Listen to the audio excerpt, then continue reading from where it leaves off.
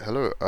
So I came 10th at the 2026 OCWCQ, just short of the top 8, but I felt like 99.9% of the deck was perfect. I put up the deck profile and a few people asked to see like the combos that I was doing.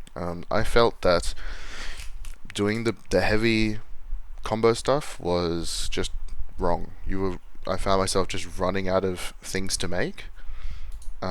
Especially against decks like Branded, where if you don't play patiently, you're going to lose because they're gonna weasel their way into another turn, and then you're gonna run out of fusions, and you're just gonna lose by default. And I didn't want that, so I stuck to the plan of playing low to the ground and play safe, and it worked out. I'll show you the two combos I was doing the entire event. So all we need for the first combo is just the original Alistair, and he does the whole thing by himself, which is very lovely. So we start with Alistair, and then if Dueling Book wants to let me, we normal summon Alistair, declare the effect. We add Invocation, turn the Alistair into an Almirage, activate Invocation, banish the Almirage, banish the Alistair, summon the Sorath. Then we used Invocation to put itself back to deck, not to hand. Add the Alistair to hand, use the Alistair effect to boost the Sorath. Then the Sorath effect can reborn the Alistair, link 2 into Proxy F Magician.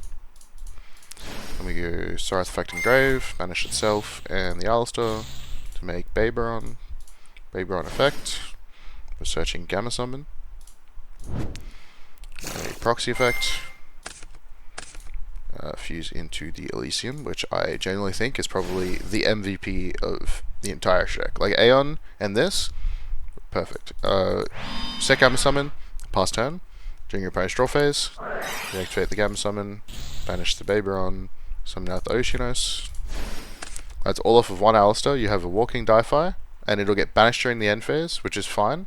Because these materials, you're going to have 4 other cards in hand, so the chance that you run into another Alistair or an Iris or Invocation Sword or something is great. Like, you still have 4 cards in hand, and this is all just off of Alistair. So either you have Nonagen, stops it from playing.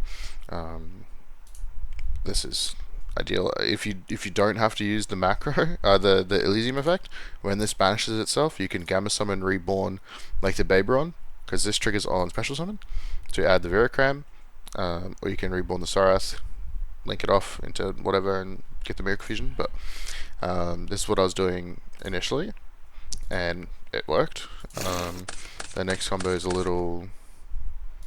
pretty much the same, but obviously being a 2-card combo, you get a lot more. So the combo is Old Alistair, New Alistair. Any combination of being able to do this. Normal Alistair, go get Invo. It starts off the same. You have to do the Almirage first. You can't summon this first because this boosting the Alistair makes it no longer a normal summon monster with 1,000 less attack. So you have to do this first. Invocation for the Sorath. Invocation affecting Grave, shuffle itself back, add the Alistair in the hand, and now you just keep the Alistair in hand, the old Alistair. You keep this in your hand for follow up for the next turn. Because we have this to be our extra body, we can keep this. We don't care about the reborn of this. So we special the Reminiscent by boosting the Sorath. We go effect, banish the Raiden for cost to search Invocation Sword. This card is fucking busted. These 2 bodies turn into Proxy. Sorath effect, banish these 2, make the Baberon. It's all pretty much the same. Baberon effect, such as the Gamma Summon, Proxy effect, banish, send to grave, summon out the Elysium. But now we set Gamma Summon and we set the Invo Sword. And then on your opponent's turn, you Gamma Summon, banish, summon out the Di-Fi. And the reason this board is obviously 10 times better is you have a live Invocation Sword to be able to put back the Raiden, the Sorath, and the Baberon to summon an Aeon. Now you banish 3 from their field or grave, 3 from their extra deck. Then they also have to deal with the double board wipe because you Elysium effect, then you banish the Gamma Summon, reborn the Elysium, then you can Elysium effect again. If they only have the one attribute, if they for some reason have a fire, light, or wind, like heavy M board or a dark, you can keep the Elysium on board. Let's say they have all darks, you can just banish this Aeon, keep the Elysium around for the next turn, and you keep the body, which is great. This will banish itself, but it doesn't matter because on the next turn you're going to draw for turn. You still have 3 other cards in hand, plus a draw for turn, plus normal summon Alistair, plus Sorath that can just fuse these all into the second Aeon. And once this hits the board and you declare the effect, after you've already stopped them from playing, they concede. I never had someone that like forced me to go to push for game, because this just on board here is 7,000 plus the Alistair boost is 8,000. This is game just here without even having to normal the Alistair. So nobody really, they see the writing on the wall and they went with it. But yeah, so like I spoke in the deck profile, I've cut the one Forbidden Crown because I was borrowing them, and so it was an easy cut. The Book of Law is probably going to get cut. Do I know what I'm going to put in replace? Probably not. Probably a second Viracram. So cutting this and cutting this to add a second Viracram. Because my Bay Baron is always searching the Gamma Summon, opening this card feels less bad. So this is fine. The Mud Dragon is going to get cut. I honestly have no idea what's going to go here, but the fact that there's no events before now and the Magnificent Monster Mayhem, whatever the set is, this will probably just be the new favorite hero. If I can spell. This guy, favorite hero, Shining Flare Wingman. 1 fusion monster and a face-up monster on the field, so pretty generic for Super Poly. Or even, you can make this an Invocation Sword by putting... No, you can't. Well, you can, but you can't put stuff back. But yeah, so this is going to be like a Super Poly target, and then it's an on-summon, just Pot of Avarice. Shuffle back all your guys, have follow-up. Which is pretty perfect. Those are the changes that I would make. I guess if you're playing before this card releases, you could honestly make your pick. This could be an Invoked Poker Trio. That card can steal games. It could be an SP Little Knight if you want it to be. Hell, it could be a third Hyper Invoked Aeon.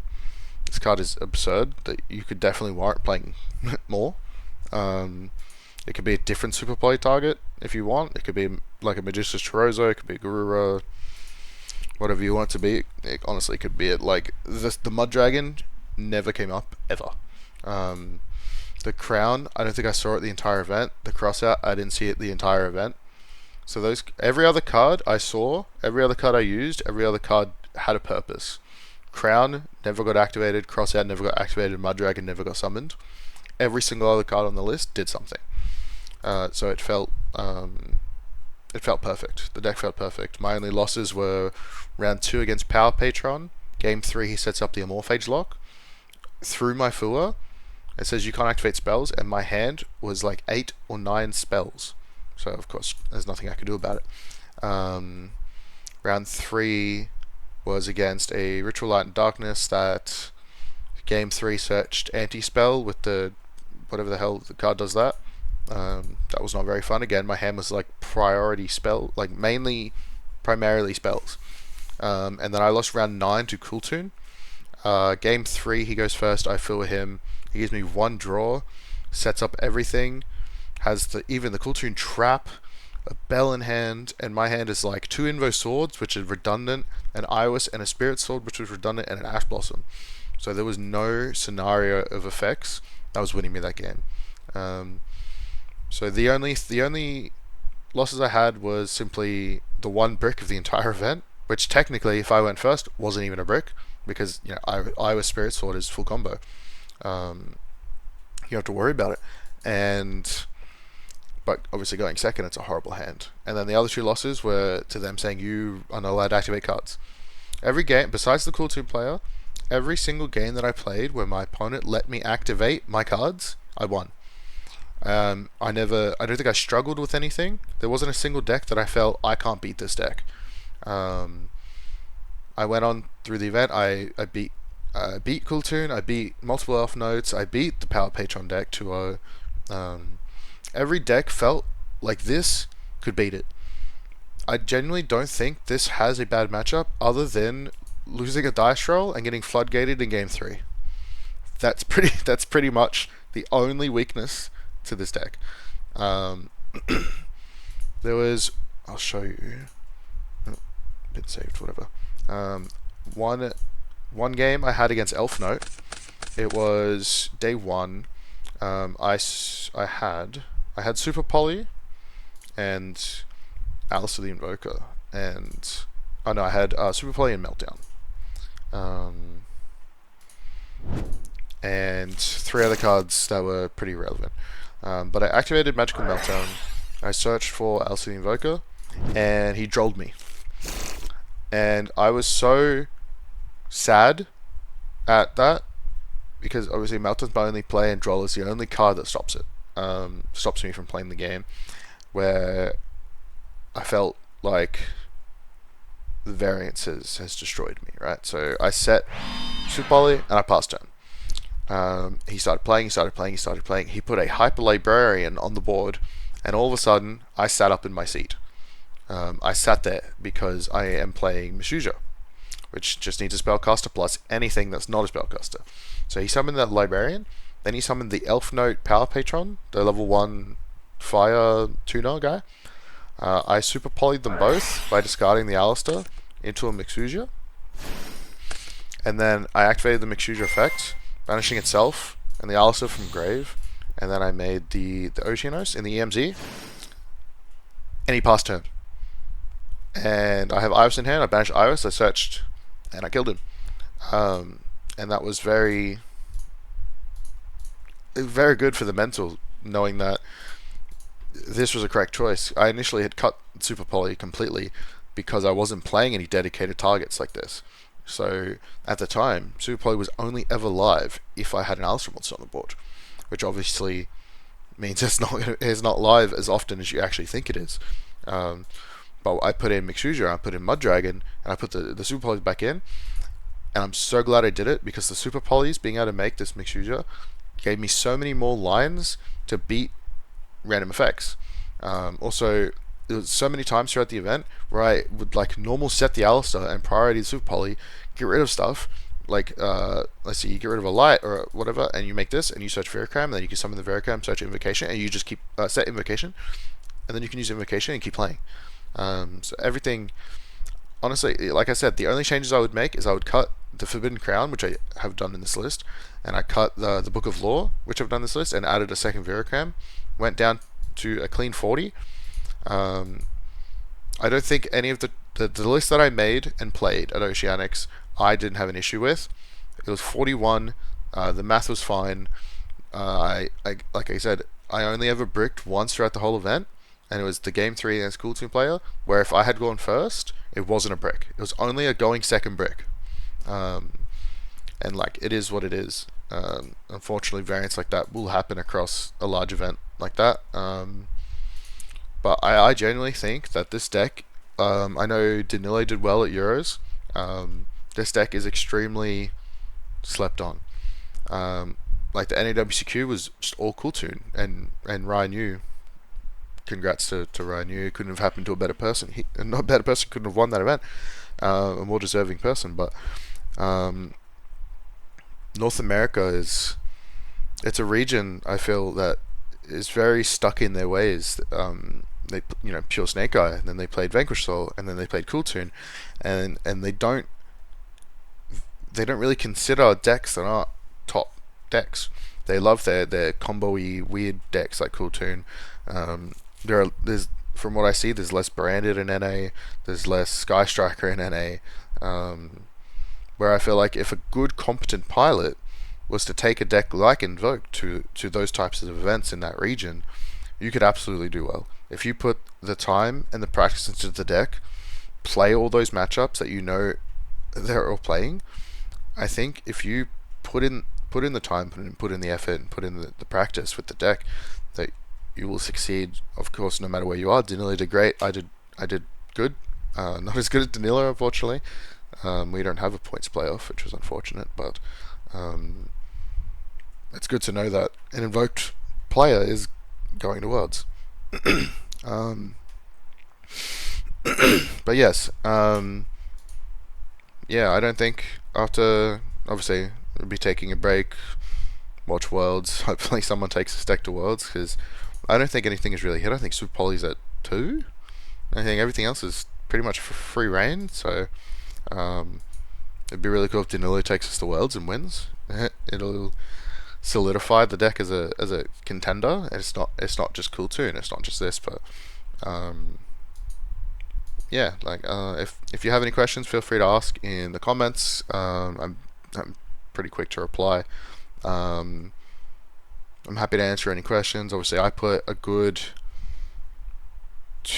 maybe 3 or 4 weeks of playing this deck, both at locals in person and on Dueling Book, for like, I want to say, at least a couple hours a day. I want to say I at least put anywhere from 50 to 100 hours on the deck before going to Oshi's.